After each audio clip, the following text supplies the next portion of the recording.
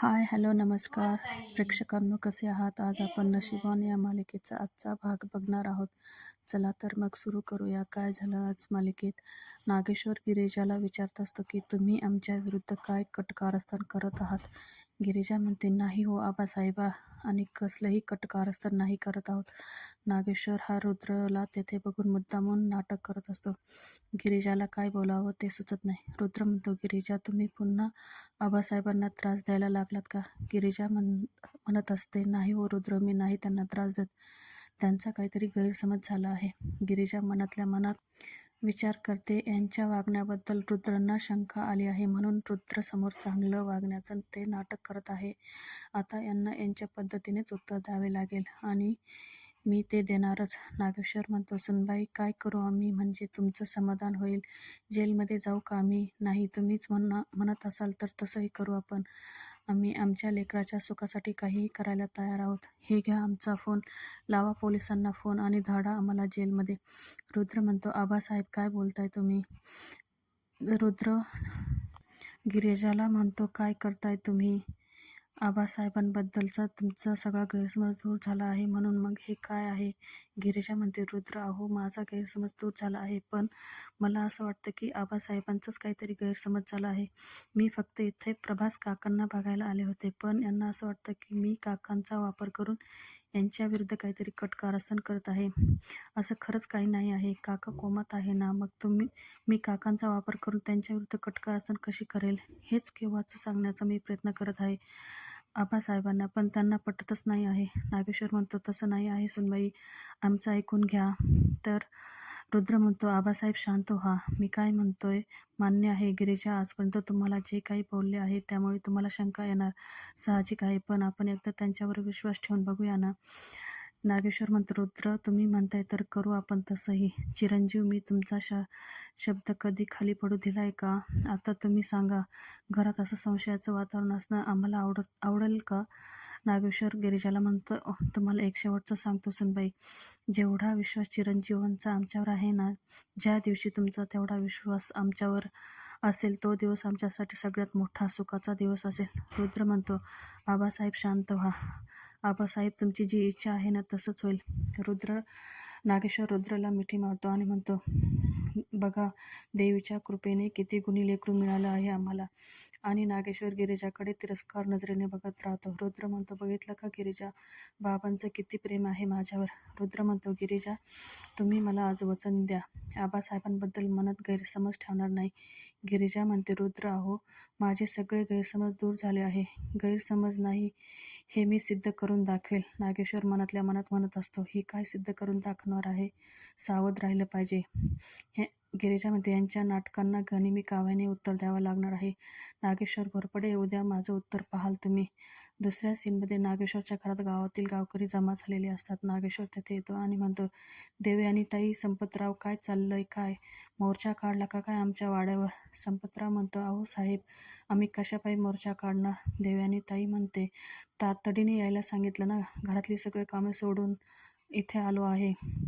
अहो, तुम्हीच काहीतरी काम आहे ना. नागेश्वर म्हणतो, आमचं पण आम्ही नाही कोणाला निरोप दिला. गिरिजा म्हणते, मी बोलवलं आहे सगळ्यांना. नागेश्वर म्हणतो, सुनबाई, तुम्ही निरोप दिला होता का? गिरिजा म्हणते, हो. नागेश्वर म्हणतो, कशासाठी? गिरिजा म्हणते, सांगते. गिरिजा घरातल्या सगळ्यांना बोलवते. आई, आत्ते, सासूबाई, रुद्र, सावी, वासंती, सगळे येतात. वासंती म्हणते, गिरिजा, काय झालं? एवढे सारे लोक का जमा झाले आहे? गिरिजा म्हणते, मीच बोलवलं होतं. आत्याबाई म्हणतंय, कशाला बोलवलं एवढ्या सगळ्यांना? घरातल्या गोष्टी आता चव्हाट्यावर आणणार आहेस का तू? नागेश्वर मनातल्या मनात विचार करत असतो, आता जर हिने आमच्यावर सगळ्यांसमोर आरोप केले तर मी मात्र हिला सोडणार नाही. मग आमच्या नशिबाचं जे व्हायचं ते होऊ दे. रुद्र येतो तेथे. रुद्र म्हणतो, गिरिजा, काय चाललं आहे? अहो, इथे सगळं तणावाचं वातावरण तयार होते. गिरिजा आबासाहेबांसमोर बसते, त्यांच्या पायावर डोकं ठेवते. सगळे आश्चर्यचकित होतात. नागेश्वर म्हणतो, सुनबाई, काय करताय तुम्ही? हात सोडा. गिरिजा म्हणते, खरंच खूप मोठा गैरसमज झाला माझा, मला माफ करा. नागेश्वर मनातल्या मनात म्हणतो, हिने कशी काय तलवार केली आज, की पाठीत वार करायचा विचार आहे यांचा? नागेश्वर म्हणतो, अहो, उठा उठा सुनबाई, उठा. हो चिरंजीव, हे काय? सुचलं तुम्हाला? गिरिजा म्हणते, आबासाहेब अहो खरंच मनापासून पश्चाताप झाला आहे मला. किती नाही नाही ते आरोप केले मी तुमच्यावर. तुम्हाला आठवतं का तुम्ही मला एकदा सांगितलं होतं चिलटाने सूर्याला गिळायचं नसतं. नागेश्वरला आठवतं तो गिरिजाला म्हणत असतो की चिलटाने सूर्याला गिळायचे स्वप्न बघायचे नसतात.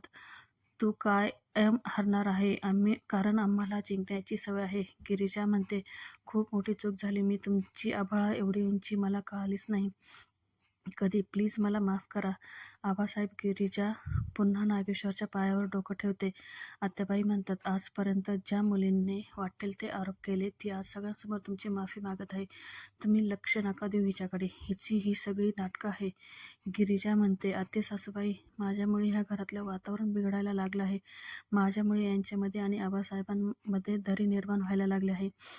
आणि हे रुद्रने मला खूप समजावलं. म्हणूनच आबासाहेबांचा मोठेपणा माझ्या लक्षात आला आणि म्हणून आत्याबाई म्हणतात, बास बास झाला तुझा तमाशा. आता इथे सगळ्यांना का बोलवलं ते सांग. काय आहे तुझा प्लॅन? गिरिजा म्हणते, प्लॅन नाही हो आत्ते सासूबाई, माझा काही प्लॅन नाही. मी खरंच सांगते, या सगळ्या लोकांसमोर मला आबासाहेबांची पाय धरून जाहीर माफी मागायची होती. कारण ह्याच सगळ्यांसमोर लोकांसमोर आबासाहेबांनी माझे पाय धरून माफी मागितली होती. नागेश्वरला आठवते की गावातले लोक सगळी जमा झालेली आहे आणि तो गिरिजाची माफी मागत आहे. गुडघ्यावर बसून गिरिजा पुढे हात जोडून, पोरी मला माफ कर असं म्हणत असतो. गिरिजा म्हणते, मला ह्याची परतफेड करायची आहे. तेव्हाही मी चुकले होते आणि आजही चुकले आहे. मी हेच मला सांगायचं होतं. गिरिजा म्हणते, आत्ते सासूबाई, मी जेवढी आबासाहेबांची गुन्हेगार आहे तेवढीच मी तुमची पण गुन्हेगार आहे. आजपर्यंत मी तुमच्याशी खूप उद्धटपणे वागले नाही, ते आरोप केले तुमच्यावर. प्लीज मला माफ करा. गिरिजा म्हणते, मला माहिती आहे तुम्ही जसं वयाने मोठ्या आहात तसं तुमचं मनही मोठं आहे. कराल ना मला माफ? पण आत्याबाई म्हणतात, पण तुला हा अचानक साक्षात्कार कसा झाला? गिरिजा रुद्रकडे जाते आणि म्हणते, ह्यांच्यामुळे मला समजलं आबासाहेबांबद्दल जो काही गैरसमज झाला होता माझा, त्याचं खरं कारण यांनी मला सांगितलं की एखादा माणूस जेव्हा एखादी कृती करतो तेव्हा त्यामागे त्याचे 2 अर्थही असू शकतात. याच्यामुळे माझा दृष्टिकोन बदलला. गिरिजा गावकऱ्यांना म्हणते, तुम्ही सगळेसुद्धा माझ्या विनंतीला मान देऊन इथं आलात. मी तुमची खरंच मनापासून आभारी आहे आणि मी खरंच मनापासून माफी मागते. मी तुमच्या दैवतावर चिखलफेक केली. गावकऱ्यांमधला एक जण म्हणतो, आमचे नागेश्वर साहेब ना गरिबांचे कैवारी आहे, म्हणूनच त्यांनी तुम्हाला सून करून घेतलं आहे. अहो एवढा तरी विचार करायला हवा होता तुम्ही पोलिसांना फोन करायच्या आधी. गिरिजा म्हणते, काका चुकलं हो माझं खरंच. तेवढ्यात गावातली एक जण बाई म्हणते, अगं गिरिजा, देव माणसावर आरोप करण्या अगोदर 10 वेळेस विचार करायला हवा होता. दुसरा एक जण म्हणतो, अहो रुद्रदादांनी तुमची परिस्थिती न बघता तुम्हाला बायको म्हणून स्वीकारलं आणि उलट तुम्ही त्यांना जेलमध्ये टाकलं. कुठं फेडणार आहात हे पाप? दुसरी एक बाई म्हणते, लायकीपेक्षा जास्त मिळालं पण हिचा पदरच फाटका निघाला. रुद्रला हे सगळं ऐकणं असह्य होतं. एक जण म्हणतो, साड्यांच्या दुकानात काम करणारी पोरगी ही एवढ्या मोठ्या घरची सून झाली म्हणून मान मिळाला, नाहीतर हिला कोणी भांडे घासायला तरी ठेवलं असतं का? रुद्र म्हणतो, बास. रुद्र म्हणतो, काय बोलताय मावशी तुम्ही? एक बाई असून तुम्ही एका बाईबद्दल असं बोलताय, चुकीचे आहे हे. अहो माणूस चुका करतो, त्यांचा गैरसमज होतो, पण सगळ्यांसमोर त्या चुका मान्य करणारा, माफी मागणी यासाठी खूप मोठं मन लागतं, जे आज गिरिजाने दाखवलं. तुम्हाला त्यांची चूक दिसते, पण त्यांनी मोठ्या मनाने सगळ्यांसमोर आबासाहेबांची जाहीर माफी मागितली, ते नाही दिसलं का? गिरिजा म्हणते, रुद्र तुम्ही नका बोलू प्लीज कोणाला. गिरिजा म्हणते, मी पुन्हा एकदा सगळ्यांची माफी मागते. रुद्र म्हणतो, बस झालं गिरिजा, पुन्हा माफी मागायची गरज नाही. तुम्ही आज जे काही केले ना त्याबद्दल मला तुमचा अभिमान वाटतं. नागेश्वर मनातल्या मनात विचार करतो, आता जर आम्ही आमच्या मनाचा मोठेपणा नाही दाखवला तर हे गिरिजा भाव खाऊन जाणार. नागेश्वर म्हणतो, अहो चिरंजीव, तुम्हाला काय, आम्हाला पण अभिमान आहे आमच्या सुनबाईंचा. बरं का मंडळी, आज आमच्या सुनबाईंना त्यांची चूक समजली आहे. त्यांनी तुमच्यासमोर आमचे पाय धरून डोक्यावर पाय ठेवून माफी मागितली आहे, म्हणून आम्ही पण त्यांना मोठ्या मनाने माफ करतोय. गिरिजा हात जोडून म्हणते, आबासाहेब. तेवढ्यात गावातला एक जण म्हणतो, नागेश्वर साहेब, तुम्ही आमचे आदर्श आहात. तुम्ही जर त्यांना माफ केलं तर आम्ही काय तुमच्या शब्दाबाहेर आहोत का? गावातली एक बाई म्हणते, गिरिजा अशी चूक पुन्हा करू नकोस. गिरिजा म्हणते, नाही नाही, परत अशी चूक होणार नाही. गावकरी म्हणतात, नागेश्वर साहेब येतो आम्ही. गिरिजा पुन्हा एकदा आबासाहेबांची माफी मागते आणि थँक्यू म्हणते.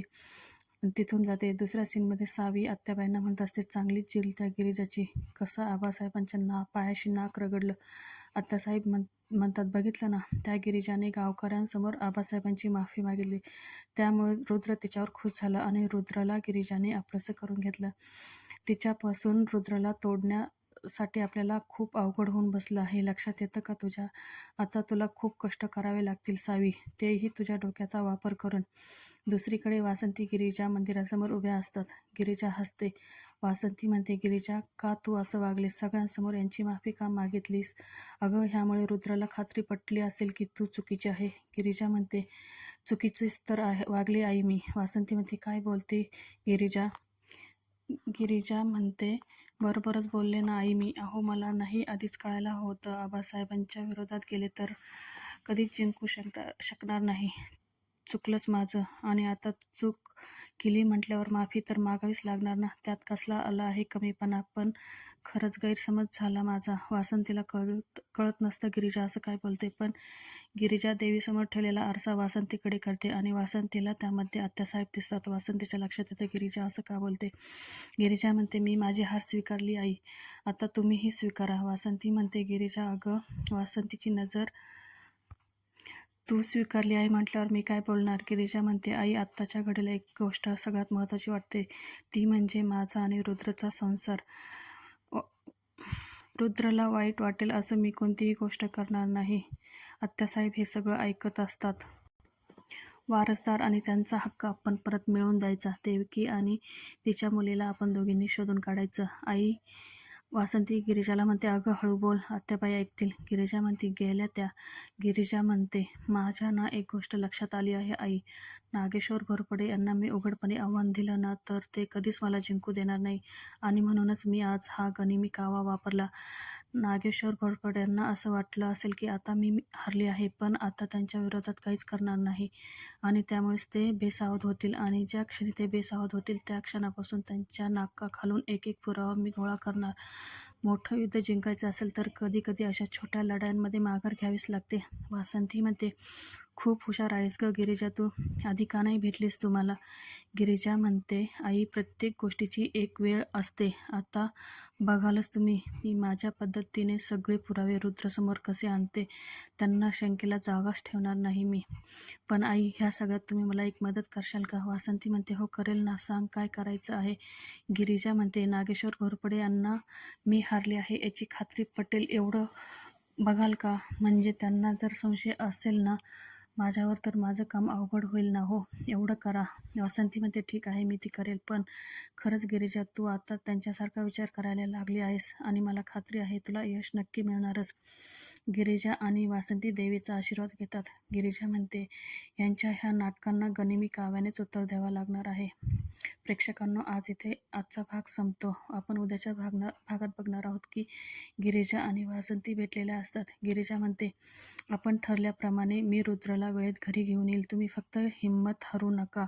घरी नागेश्वर वासंतीचा गळा पकडलेला असतो. नागेश्वर म्हणतो, गिरिजाला चिठ्ठ्या लिहून आमच्या विरोधात त्यांना छुपी मदत करताय काय? गिरिजा तेथे रुद्रला घेऊन आलेली असते. रुद्र हे बघून म्हणतो, आबासाहेब, तुमची हिंमत कशी झाली? आबासाहेब, तुमच्याकडनं ही अपेक्षा नव्हती. ह्या घरात एका स्त्रीचा अपमान मी खपून घेणार नाही. आईसाहेबांची तुम्ही माफी मागा. प्रेक्षकांनो, कसा वाटला आजचा एपिसोड कमेंट करून नक्की सांगा. चॅनलवर नवीन असाल तर सबस्क्राईब करा. तोपर्यंत स्वस्त राहा, मस्त राहा. मराठी मालिका एन्जॉय करा. धन्यवाद.